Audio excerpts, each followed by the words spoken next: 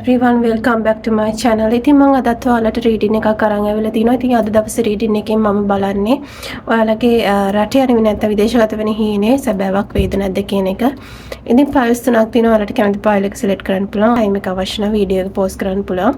ඒ වගේම ඔයාලා personal reading ගන්න කැමති නම් මට කමෙන්ට් සෙක්ෂන් එකේ තියෙන ඩීටේල්ස් වලින් මාව කන්ටැක්ට් කරගන්න පුළුවන්. ඒ වගේම ඔයාලා ෆ්‍රී රීඩින්ග්ස් ගන්න කැමති නම් ඩිස්ක්‍රිප්ෂන් එකේ දාලා තියෙන ලින්ක්ස් වලට ගිහිල්ලා මගේ වෙබ්සයිට් එකෙන් ඔයාලට ෆ්‍රී රීඩින්ග්ස් ගන්නත් හැකියාව තියෙනවා.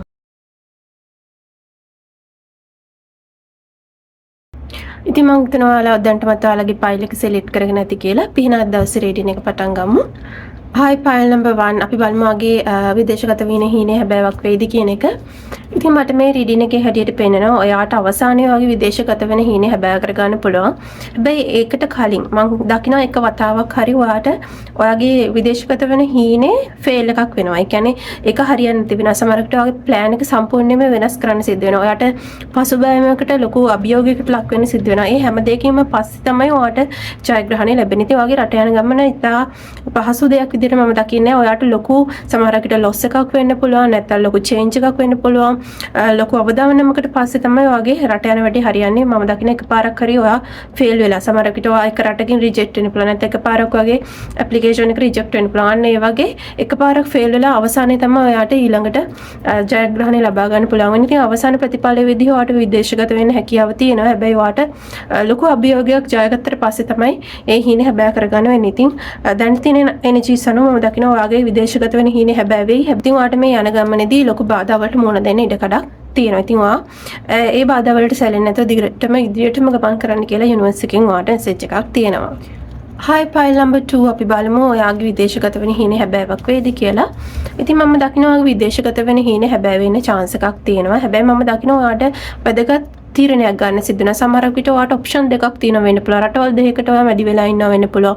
නැත්තම් සමහර විට ඔයාට හිතනවා වෙන්න පුළුවන් එක්ක ස්ටුඩන්ට් යනවා නැත්නම් වර්ක් යනවා. අර ඒ වගේ ඔප්ෂන් දෙකක් මැද්දේ නතර වෙලා ඉන්නවා වගේ දකින්න. ඒ වගේම සමහරක් අයට තමන්ගේ වර්තමාන සිටුේෂන් එක අත්හැරලා යන බැරි කමක් තියෙනවා. සමහරක් අයට තමන්ගේ පවුල දාලා යන බැරි කමක් තියෙනවා. සමහරක් අයට තමන්ගේ රිලේෂන්ෂිප් එක දාලා යන බැරි කමක් තියෙනවා. පවුලට තියෙන ලැබියාවට යන්න බැරි කමක් තියෙනවා. මේ වගේ ඔයාට අමාරු තීරණයක් ගන්න සිද්ධ වෙන බවක් මම දකිනවා.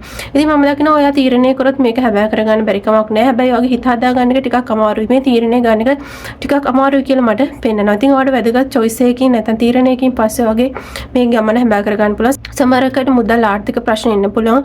ඒකට ඔයාගේ පවුලෙන් නැත්නම් ඔයාට ආදරය කරන අයකින් සහයෝගයක් ලැබෙන්න පුළුවන්. ඉතින් ඒ දේවල් එක්ක ඔයාගේ විදේශගත වෙන හීනේ හැබෑ කරගන්න පුළුවන්. හැබැයි මම දකිනවා පවුලත් එක්ක ඔයාගේ ලොකු බැඳීමක් තියෙනවා. ඉතින් මෙතනදී ඔයා ගන්න තීරණ ටිකක් අමාරු වෙන්න පුළුවන් කියන එක මේ රෙඩින් එකේ මට ඉස්මතු කරලා පෙන්නනවා.